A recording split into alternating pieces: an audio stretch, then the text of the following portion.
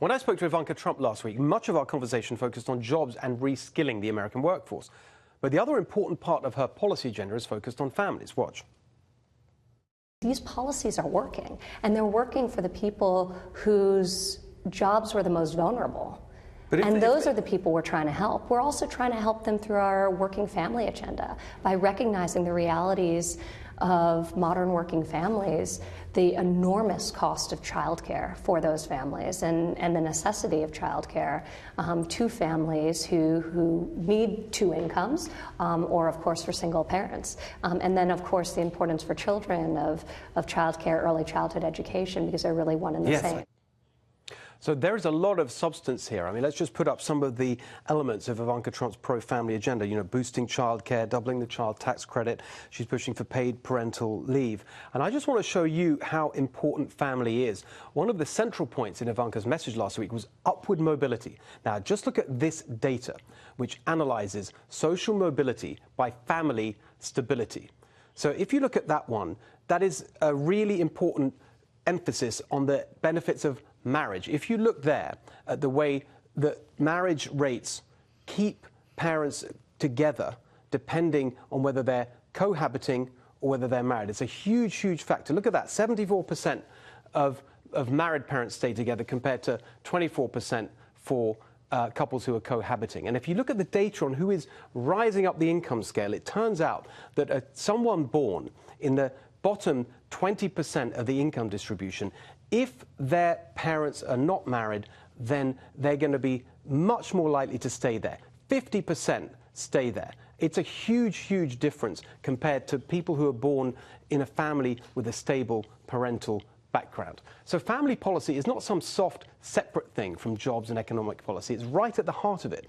And it is fantastic to see the Trump administration recognize that in such a substantive way. Now, joining us, as well as our colleagues around the table to discuss all this, executive editor of the Federalist and research fellow for the Heartland Institute, Joy Pullman. Joy, I have to be honest, you were just introduced to me by Tucker Carlson, and since then I've been voraciously consuming everything you've been writing, and I love it. There's one particular thing I really want to hear from you about, which is a piece you wrote about how you can combine what mothers want to do, which is to be there for their children, but also meet their desire to be in the workforce through much more flexible working arrangements. Talk about that for a second. Sure. Well, I have found, particularly in my own life, as I've had children, and I have 5, it's been a wonderful, wonderful blessing to find employers who are flexible and willing to work with me because they value my skills as a worker as well as me as a whole person. And I'm a mother, and so I'm really committed to my children and to spending a large portion of my day with my small children.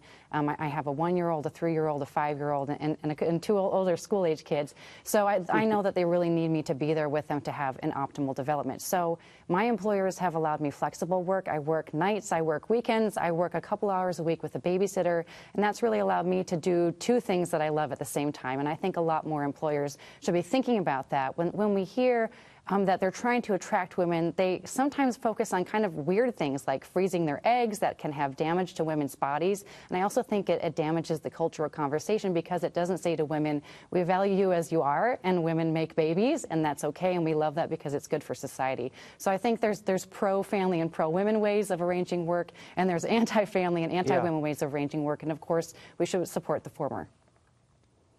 And Sarah, we just, I mean, to follow on from that, we just saw Elizabeth Warren, I think, out, although I praised her tech policy earlier, I think she had a policy on childcare that sounded not at all what the direction we should be moving in. Yeah, and that certainly is the debate. I mean, I think Joy brings up something that's dear to my heart. I have a very flexible schedule now. We have children, you know, we have 6 children from older to younger, and we have to take care of, you know, managing them and managing it as a mom. And I have a flexible schedule because I've chosen at this point in my career to kind of go independent, and I work here with Fox as a contributor, and I do my writing. But when I think about this debate on the scale of, like, for women all across the country, I mean, I'm also thinking realistically. I spoke to you earlier, you know, and we were talking about my mother. And after my father passed away, she became a single mom and ended up working. You know, she did not have a college degree. She worked in a factory. for a while, and putting airplane parts together. But I remember how difficult it was trying to find that time to balance, the children, trying to find the right job to balance both us, my brother and I, as well as her job and bringing money and supporting us so that we would have a life, right? So I think what Joy is saying is so true. We're at a new level in our society where we have to start honoring women, as well as what we could do to move them forward in the workforce by honoring who we are and our bodies and the ability to have children. But we also have to look at other issues, I think. And I don't agree with Elizabeth Warren's, plans on using the federal government to provide. What's interesting, sorry to cut you off, Henry, but I just think Sarah, but Henry, I'd like your sort of broader political take on this, because what Ivanka Trump is working, that agenda there, childcare, child tax credit, paid parental leave, this is not traditional Republican conservative policy. On the other hand, I would say it is positive populism. Yeah, well, I think it's exactly the sort of thing that families talk about around the dinner table, and it's the sort of thing Republicans have been afraid to talk about, and they need to talk about. You're talking about blue-collar families who voted for Trump for the first Republican. A lot of them need that flexibility or could benefit from more child tax credits in the way that she wants. I think both talking to moderate educated moms, but also blue-collar moms and dads, that this is exactly the sort of place where Republicans need to be talking, and they haven't been talking about it, and she's helping lead the way. Yeah. I think that we're having a little bit of an elitist conversation in that, the majority of kids don't get to grow up in two-parent homes, and that's really a much broader conversation, and it's sad, but, this thought that everyone in America is growing up where they have a husband to support them is just not reality. I know, we've got the data on that. I mean, in most, it's approaching the point where, you've got a lot of households where the woman is the lead earner.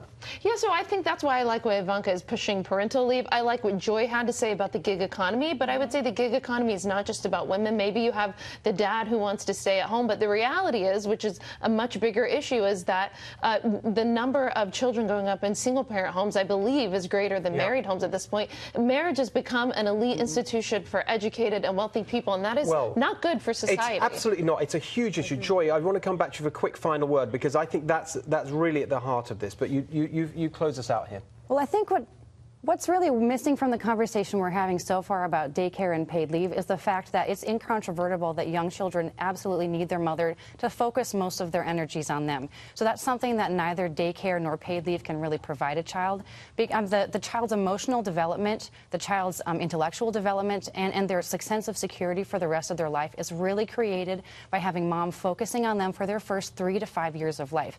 And that is destroyed when we are subsidizing family separation through daycare and other kinds of policies. What we really need to do is focus on strengthening families and families being responsible for their own kids and communicating that message rather than subsidizing family separation. That's only bad for kids, and all the sociological and child development research really emphasizes that. That's been missing from this kind of high-level conversation, pretending that, you can just substitute care for children. That's not possible.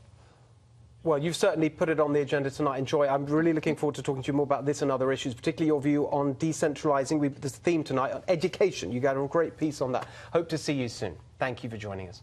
And thanks.